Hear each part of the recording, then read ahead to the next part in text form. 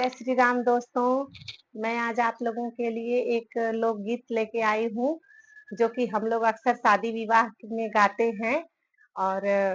मैं आशा करती हूँ कि आप लोगों को गीत पसंद आएगा। मैं आप लोगों को सुनाती हूँ।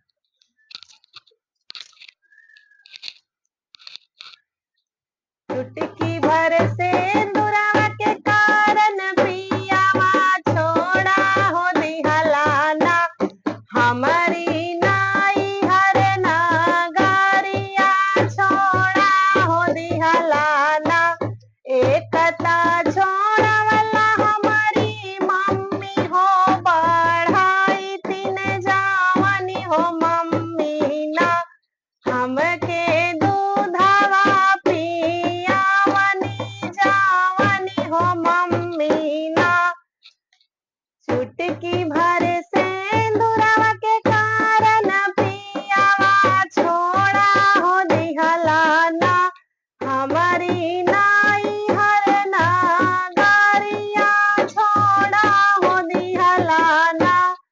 एकता छोड़ा वाला हमारी चाची हो बढ़ाई तीन जावनी हो चाची ना हमके बिटिया कही दुलारानी जावनी हो चाची ना चुटकी भर से दुरावा के कारण पियावा छोड़ा हो दिहलाना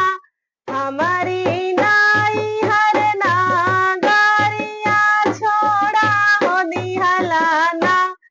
एकता छोड़वला हमारी भाभी हो बढ़ाई तीन जावनी हो भाभी ना हमके